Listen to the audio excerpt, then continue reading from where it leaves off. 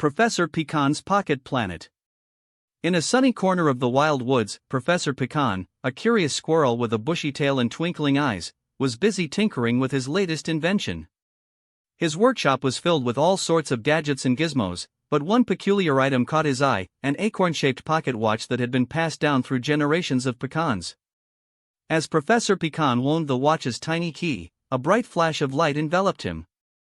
When it faded, he gasped in amazement. He was now the size of a peanut. The professor giggled with glee and scurried out of his workshop to explore this new world. His first stop was a nearby picnic blanket, where he spotted a juicy sandwich left behind by some careless campers.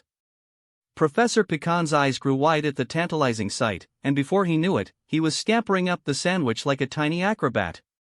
Whoops, he squeaked as he stumbled and tumbled onto a slice of tomato. Squish! Undeterred, the professor continued his adventure through the woods, dodging ants and bees, chasing after butterflies, and playing hide-and-seek with friendly rabbits. As he navigated the underbrush, he encountered an enormous spider web, which made him giggle at its sticky threads. Suddenly, a mischievous squirrel gang appeared from nowhere, laughing and taunting Professor Pecan to join their nut-gathering party. The professor, being a bit of a goofball himself, eagerly obliged, but soon realized that the other squirrels were after his special watch.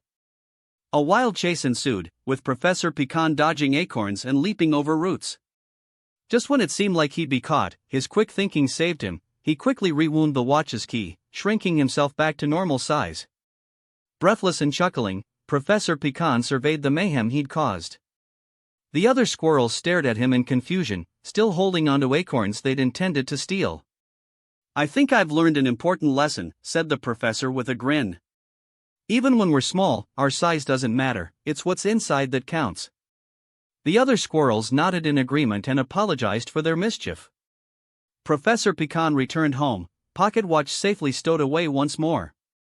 As he settled back into his workshop, he beamed at the memory of his thrilling adventure. From then on, whenever he looked at his trusty acorn-shaped timepiece, he smiled, knowing that with a little bit of imagination and quick thinking, even the smallest creatures can make a big impact. And besides, who needs to shrink down to peanut size when you have so much fun being yourself?